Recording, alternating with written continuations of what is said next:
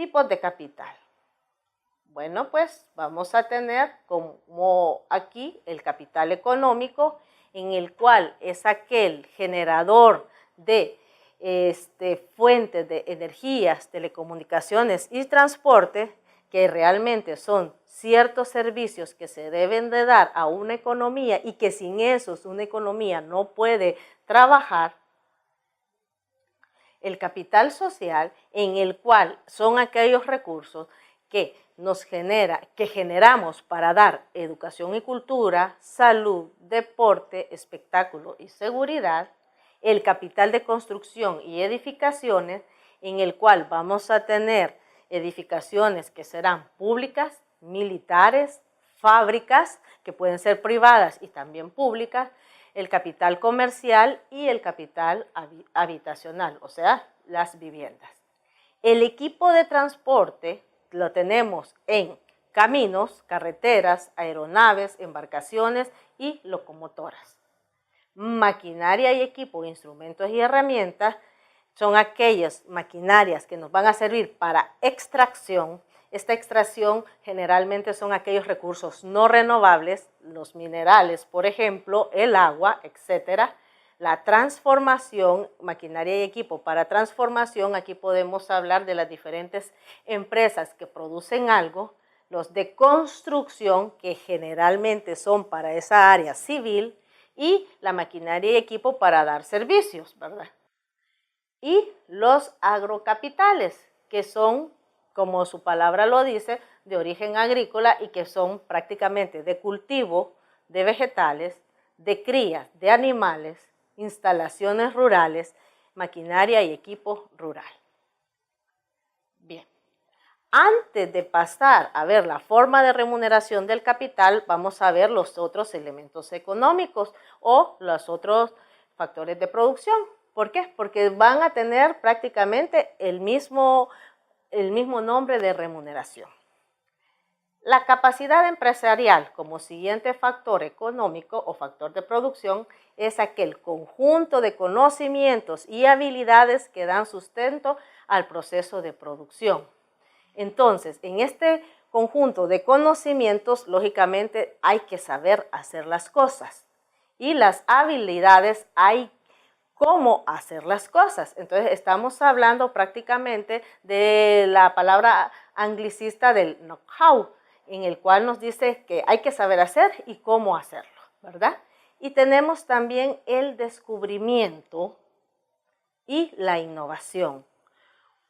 No todas las personas podemos tener capacidad empresarial. Dentro de todo el conglomerado de la población hay personas sobresalientes con esa capacidad, y no debemos de confundir al empresario, que es el dueño de los medios de producción, con una persona con capacidad empresarial.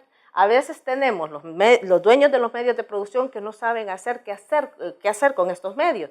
Entonces contratan a las personas con esta capacidad o este conocimiento, y ellos echan a andar el proceso productivo y hacen negociaciones exitosas, a la cual, como repito, debe de cumplir al menos estos 4 elementos.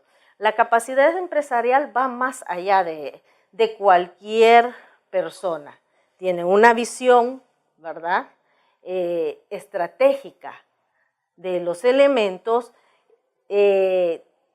pueden manejar las crisis. También son personas en las cuales la innovación y la curiosidad es bastante fuerte, son perseverantes, ¿verdad? Entonces, por lo tanto, son personas que deben de tener un sólido conocimiento técnico, en lo cual vayan a trabajar, pero también de ese conocimiento técnico debe de tener capacidad de negociación, y también debe de tener una alta visión hacia futuro. Estas son personas denominadas como personas estratégicas, ¿verdad? Bien. En esta capacidad empresarial vamos a definir también que son aquellas actividades encaminadas a la dirección, organización, sistematización y conducción para llevar a cabo un proceso productivo.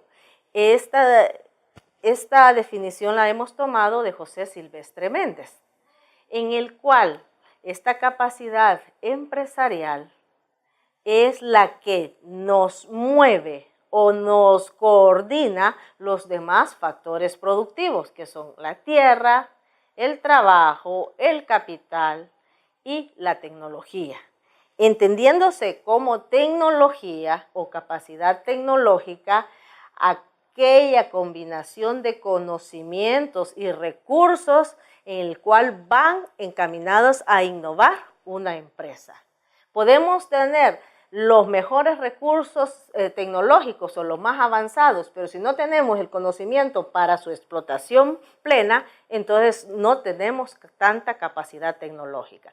Entonces, la persona empresaria o el que tenga la capacidad empresarial o también conocida como de organización es el que hace el mover los otros factores productivos y de acuerdo a ese movimiento que él le da, esa coordinación y esa dirección, va a hacer el éxito o el no tan éxito del proceso productivo que estamos hablando.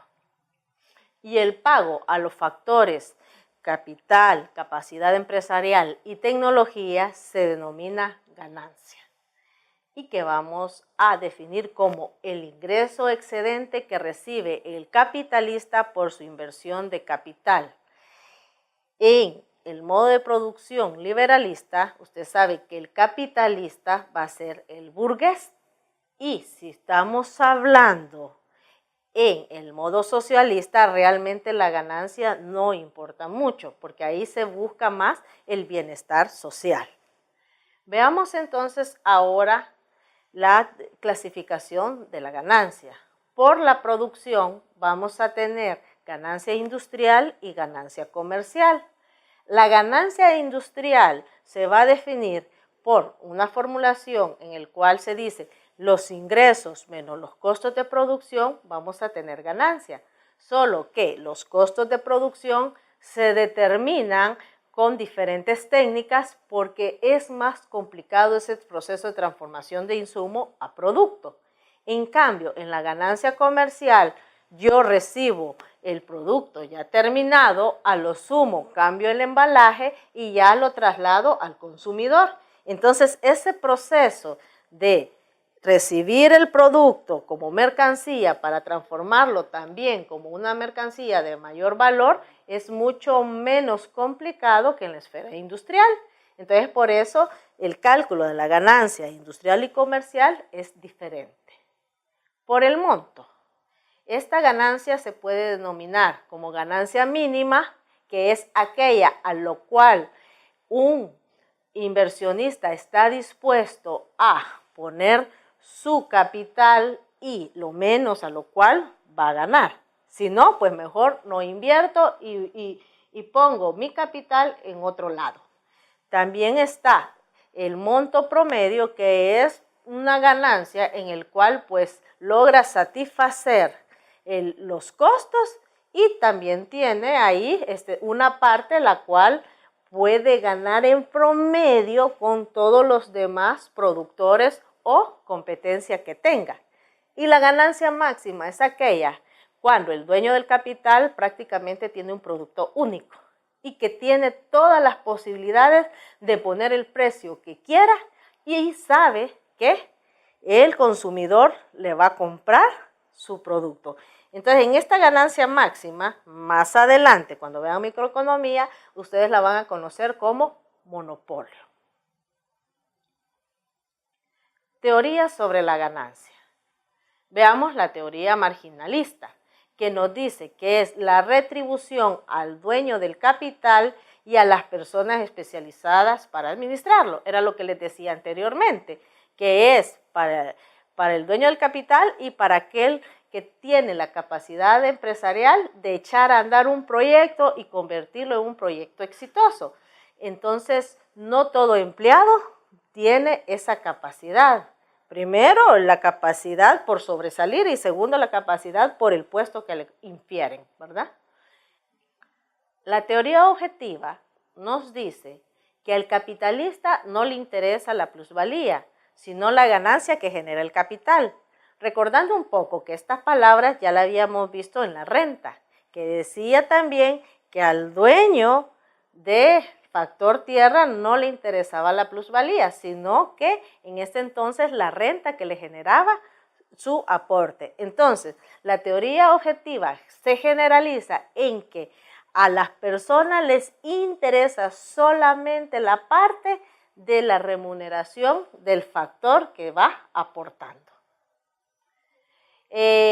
Dentro del pago al factor capital hay un capital especial o específico que se denomina capital financiero, que es el dinero que se aporta para poder comprar o adquirir los demás capitales, para poder pagar los salarios o poder pagar cualquier uso de los demás recursos económicos. Pero ¿por qué traemos aquí el interés? Porque cuando el capital no lo tiene el dueño de los medios de producción o el dinero no lo tiene el dueño de los medios de producción, tiene que recurrir a otra persona u otra entidad a que le dé ese dinero en calidad de préstamo. Cuando le da ese dinero prestado, lógicamente le va a cobrar el monto que le ha dado más el pago por el uso de ese dinero. Ese pago por ese uso se denomina interés. Y, por lo tanto, es la remuneración que reciben los dueños del capital crediticio.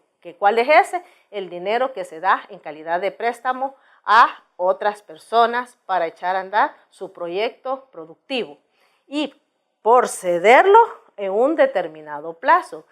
Esta remuneración no es que hoy te la doy, mañana me lo regresas, sino que se va a retribuir a plazos determinados. Puede ser plazos de 1 año, de 6 meses, de acuerdo a la cantidad y también a las condiciones en el cual va ese préstamo. Pero independientemente la cantidad y las condiciones, siempre debe de pagar por ese uso y ese pago se denomina interés. Ahora veamos su clasificación. Por tiempo, vamos a tener interés de corto plazo y largo plazo. Cuando el capital es prestado para un término menor de 1 año, es a corto plazo. 1 año o más lo vamos a denominar largo plazo. Por uso, el capital se denomina, el interés, perdón, se denomina nominal y efectivo.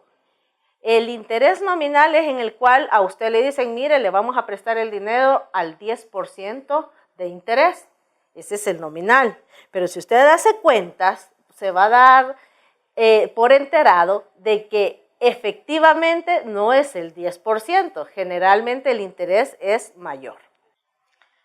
Por el origen prestamista, el capital puede ser bancario o usurario. ¿Cuál es la diferencia?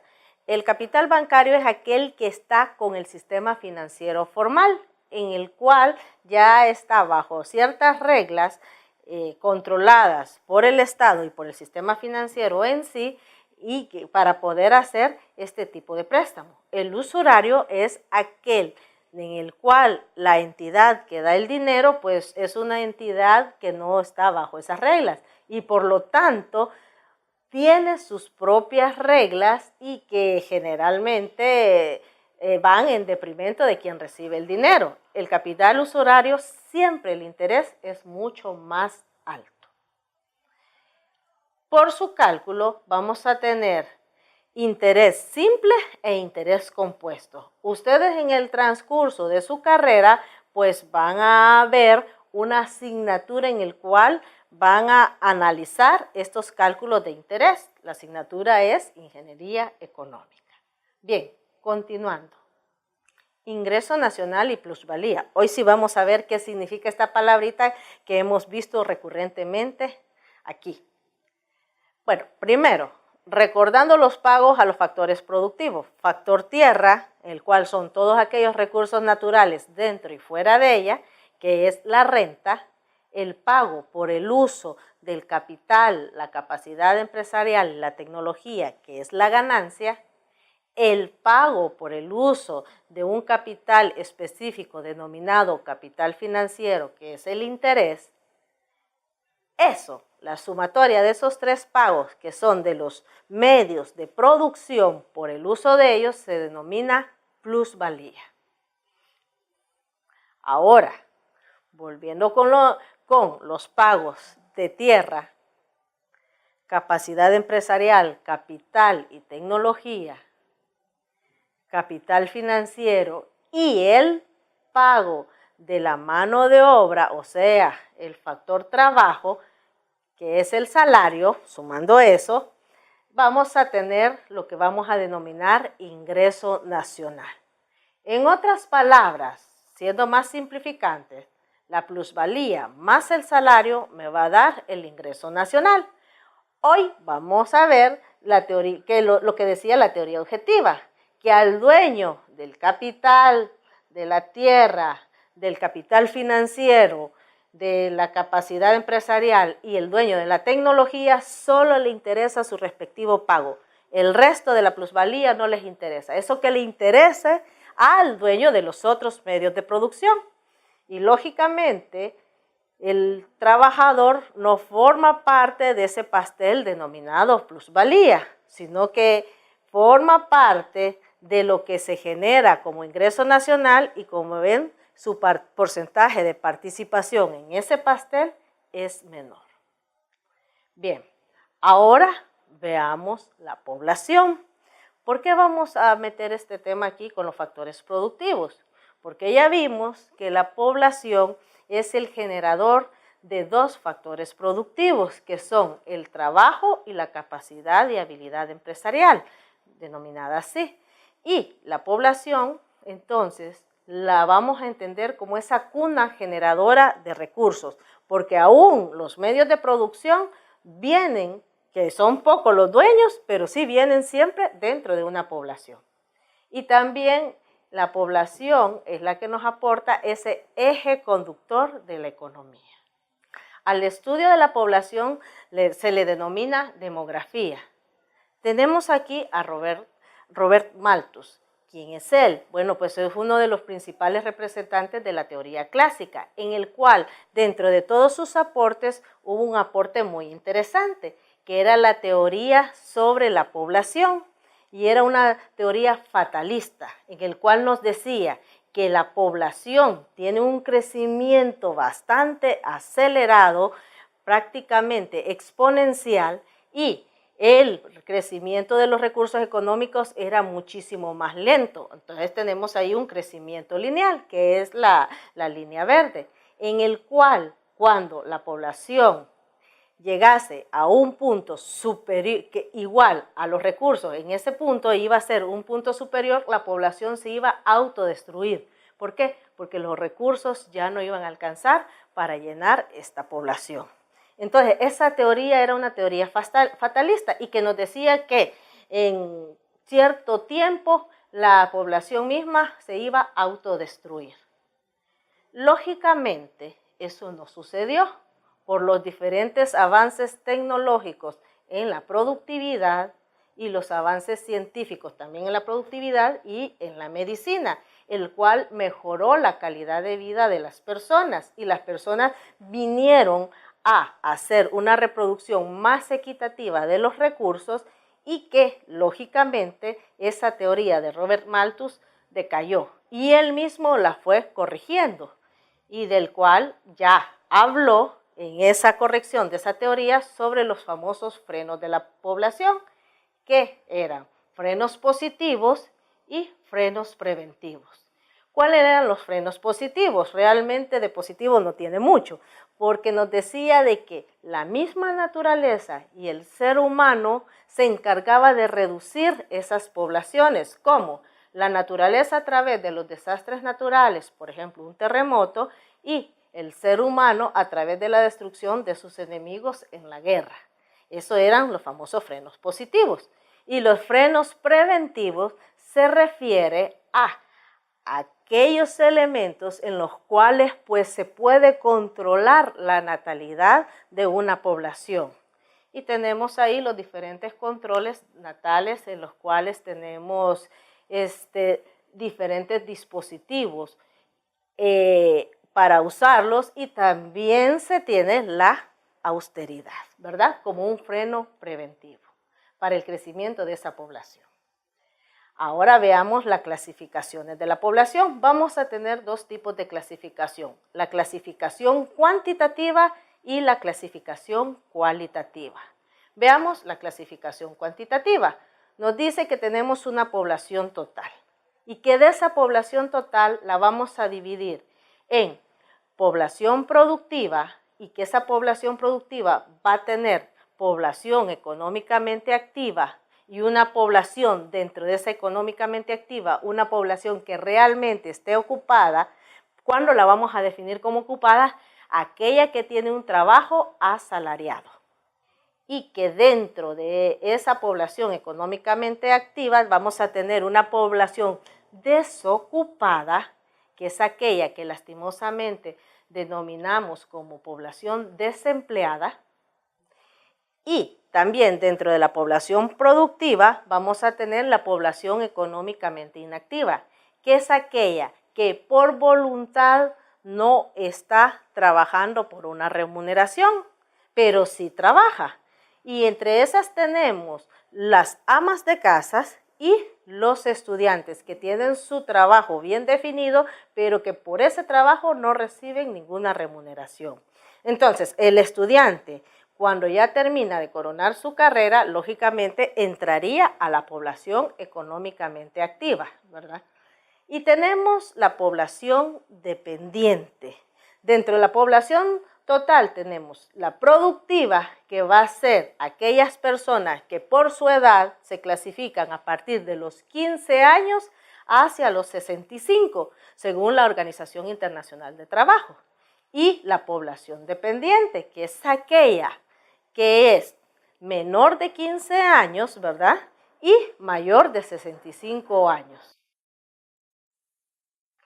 Tenemos en la población dependiente los niños y los adultos mayores, ¿verdad? Entonces tenemos ahí aquellas personas que se han jubilado o que realmente no pueden trabajar porque ya son mayores de 65 años.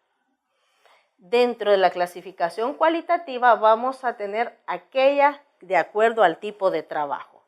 En esto tenemos el trabajo calificado y el trabajo no calificado. ¿Cuándo vamos a tener un trabajo calificado? Va a ser aquel en el cual ha seguido un proceso de enseñanza-aprendizaje formal y que por lo tanto tiene una titulación o una certificación para poder ejercer dicho trabajo. Y el no calificado, lógicamente, es aquel en el cual pues, se hizo empíricamente. Por ejemplo, tenemos en las personas del transporte, que son motoristas, en nuestros medios son personas no calificadas, porque empíricamente aprendieron a manejar, sacaron su licencia y están ahí trabajando en el medio. En cambio, en otros países, estas personas deben de recibir un curso y ese curso, pues lógicamente le da una calidad que se lo certifican y puede trabajar como motorista del medio de transporte, ¿verdad? Como ejemplo. Indicadores demográficos. Debemos de medir cómo se controla la población en sí. Entonces, para eso nos sirven los indicadores, de los cuales estos deben cumplir ciertas características. Deben ser relevantes, deben ser verificables, válidos y confiables. Por lo tanto, también deben ser fáciles de interpretar. Crecimiento poblacional. Tenemos ahí, dentro del crecimiento poblacional, el crecimiento vegetativo, que es o natural, que es cuando hacemos la diferencia entre dentro de un periodo determinado de nacidos vivos y personas que mueren en ese periodo, vamos a tener ese crecimiento, y el crecimiento social, que se refiere a la migración. En eso vamos a tener inmigrantes en un país, o sea, personas que llegan a vivir a un país, menos emigrantes de un país. Entonces ahí vamos a tener ese crecimiento social.